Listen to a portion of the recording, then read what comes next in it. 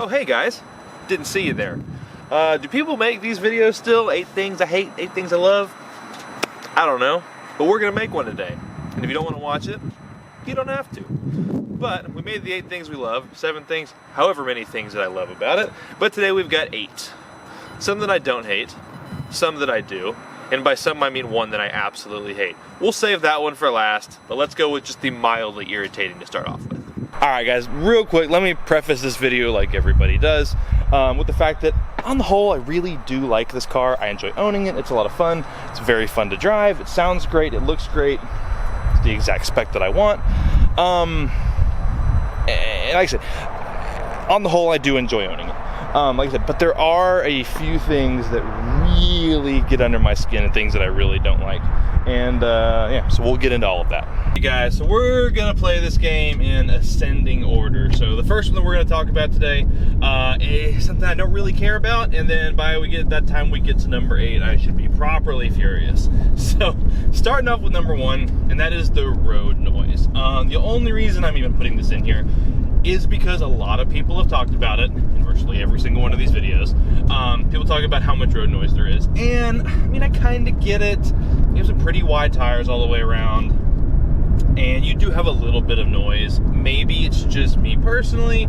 It's not something that's ever really bothered me. It's never gotten in the way of a song. It's never gotten in the way of a phone call, a conversation. Like I said, it's definitely there. Like if I shut up for a second,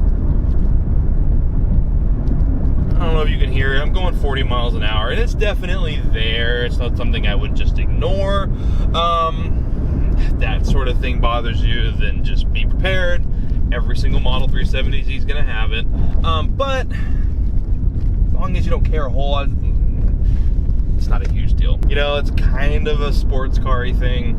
You know, I mean, a lot of sports cars don't have a ton of insulation, so, and they usually have loud exhaust and engines, so quietness is normally not a big concern.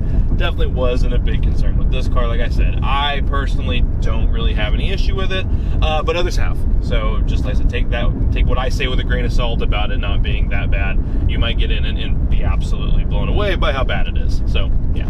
All right guys, number 2 on the list is cup holders. Now I get it, this is not a Suburban. It should not have 10 cup holders. But what does make sense to me, 1 seat, 2 seat, we should have 2 cup holders somewhere. But you have this one, which is the main cup holder. This is the one that works all the time. Then you have this, then you got that one over there. This one's great, and this one will also hold a Monster, which really, I guess, is the only thing that matters to me, or a water bottle. Anything bigger than that, and you're screwed. Maybe that's a very American thing, needing a big cup holder, but I live in America, so I need something for my 48 ounce, okay? So number 3 on my list is, again, not terrible, is the gas mileage on this car. So it's not bad. Let's go to my gas mileage screen here. And right now, I would say the majority of my driving is highway. It's probably 70-30 highway city. And I'm averaging 23 miles to the gallon, which is not bad. I'll give it that. In the grand scheme of things, you know, sports car, performance car, it's not bad.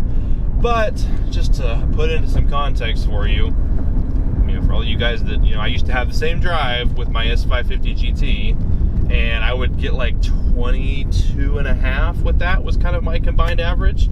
And that was a big 5-liter V8. It had a 6-speed, not a 7-speed in this.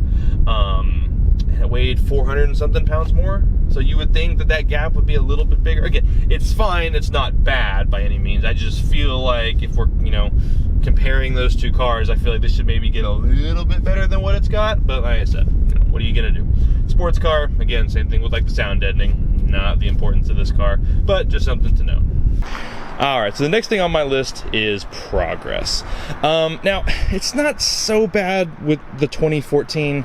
I feel like this is maybe a little bit of a dated car being a 2014, but my bigger beef is more with the 2015, 16, 17, 18, 19, 20, 20, whatever brand new model year the car is that you're buying, that's exactly the same version of this car. This one's not bad. I mean, you've got LED headlights, you've got LEDs in the car, you've got a push button start. 2014 was kind of the time for all that, so I'm good with that there. But the fact that you can buy virtually this exact same car nay, this exact same car, as a 2020 model year is ridiculous. You know, especially when all of the competition, every bit of them, have upgraded everything, have changed everything. The Mustang's been through. Now, let me put it into perspective that some of my viewers will probably understand, because you guys are all Mustang guys. This car came out when the first gen S197 was still out. That's when this car came out. And now we've gone through S197, we've gone through 2 generations of S197 Coyote, and now 2 generations of S550 Coyote.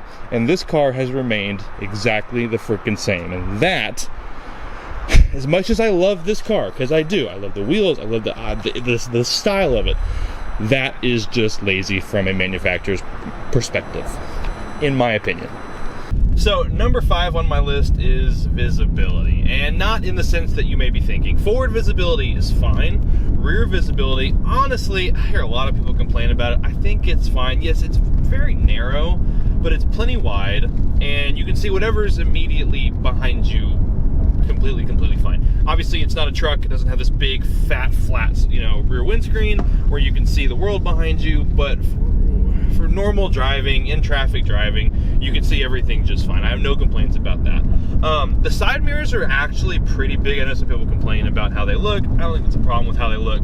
Out of the view out of the left is fine. My only concern is, and the view out of the right's fine too when you're just driving normally, but if you park anywhere and then you reverse out of that parking spot, again, if you're looking for cross traffic from the left side, you're fine. If you're looking for cross traffic from the right side, you're more so just kind of hoping that nobody's there. It's you don't really get to see a lot. You have this big B pillar in the way that kind of morphs into the hatch itself, and it makes it really hard to see anything coming this way at you if you're reversing out of somewhere. So just something you gotta take a little more precaution with. They maybe could have done that a little bit better, but with the shape of the car, I'm not really sure how. So just something to look at. All right, let's talk about number 6, and it is that bad girl right there. Not the automatic transmission. I happen to like this automatic transmission. I've always been a manual guy, but I really do enjoy the 7-speed, and if you don't like it, I don't really care. The radio. Not even just the head unit. I would be okay if the head unit sucked, if the speakers weren't god-awful terrible. But they are. You've got 4 speakers. You've got 1, 2, 3, and 4, 2 on the dash, and all together they make one of, if not the worst sounding stereo I've ever heard in a car. Listen, I get it, there's an upgraded version, which I haven't heard. Honestly, I don't really care to, because I've driven enough base cars from different manufacturers with stereos that are way better than this. I get it, I'm gonna get the sports car argument. With a sports car, you shouldn't worry about the radio, but it's still a car, and cars are supposed to do many different things. Having a decent radio is one of them. Especially, this is not a cheap sports car, especially brand new. Remember, if you're buying it brand new, you're a moron, but buying it brand new, I mean, you're in the 30 grand range still. Hello. And for that, I feel like you should get a little bit more. Like I said, I know things can be upgraded. You can do different door speakers, and you can do a subwoofer in the back and stuff like that. And maybe the Bose car is a lot better, although everything I read on Facebook, the Bose car is not a whole lot better. But put a better stereo in it. So number 7 on this list, and this could maybe be gone. So number 7 on this list, and this maybe could go with number 8 as far as importance goes. I don't know if it's just my car specifically. I would like to think not. I have pretty good tires on it. They're not brand new, but they're not like danger zone yet either. This car is terrible in the rain. Don't know if it's all of them. I've never really heard anybody else complain about it, so maybe it's just me noticing it about this specific car. I don't know. But whenever it rains, and I don't mean like small drizzle, I mean like actual rain, not like torrential downpour. Everybody should be driving slower than that. But this car, whenever it's raining, and if the road's wet, I don't mean, and I mean like properly wet, you really can't do more than maybe 55, 60 miles an hour in this car. And then even at 60, this thing just floats and dances across the road. And I get that when it's raining, you should be driving slower anyway. I don't want to lecture about that. But, I mean, I've had plenty of just cars. I mean, all kinds of cars, sports cars, regular cars. And they've all been able to do 65, 70 miles an hour in the rain. no problem. And this thing at 60 is scary. At 70 and 75, again, I get it. It's raining. You shouldn't be going that fast. It genuinely is terrifying, like you're about to hydroplane off the road. Like I said, my tires are good, so I'm just going to assume, don't, crucify me for this. I'm just going to assume that it's this car. I don't know what it is about it. Maybe it's really short. It just doesn't give you the most confidence in the rain. At least, like I said, just from my personal perspective, I've had some very tense moments. You had to really, really be paying attention to the car when it's raining. And boys and girls, number 8, the thing that makes me want to push this car off a bridge and forget its existence the most is the seats. More specifically, the driver's seat, because I never sit in the passenger seat. But listen, let me preface this by saying I completely understand that I am never going to be confused for a cross-country runner. And I'm probably on the list of people that you don't want to sit next to on an airplane. But these seats are the most uncomfortable seats I've ever sat in my entire life. They're the only thing that's made me actually want to get rid of a car. I've never wanted to replace a part on a car. Everything, I customize everything I've ever gotten. I've never wanted to replace something because it's uncomfortable and terrible. Like, I'll do springs to make it look better. I'll do an exhaust to make it loud. I've never replaced something because I'm like, wow, this is so bad on this car. But I've been shopping for aftermarket seats for this car just because of how bad these seats are. So, can you tell I'm passionate yet? The bolsters on the back of the seat is fine. I fit in it just fine. Again, I'm a wide person, but they're forgiving enough that it's comfortable. It's the legs, man, that kill me. I've got big ham legs, and it's fun to talk about in conversation, but in this car the right leg is fine. The left leg, there's the side bolsters that you get on any, the thigh bolsters that you get on any seat. On the left side, there's the thigh bolster comes up and there's padding, but it's about as thin as a used sponge, and then underneath the used sponge is like a metal bar. And again, this is more probably to do with me than the car. I'll give it that. So if you're complaining that if you say you fit in your car just fine, good for you. I'm glad you're happy. I'm a big guy. I'm 6'1", about 250 pounds, and I have big legs, and it digs into my thigh like crazy. Now, the question, Dane, why did you buy a car if you knew the seats were uncomfortable? Sneaks up on you. You don't know the seats are uncomfortable until about 27 minutes in. About 30 minutes into driving, you get in the car, you're like, oh, that's fine, it's a little snug in here, whatever, it's fine. About 30 minutes in, you're like, that's kind of uncomfortable. And then about 3 months of, that's kind of uncomfortable, it turns into, I want to set this car on fire. And that's where I've landed on the seat. I completely hate it. I hate everything about it. I get it.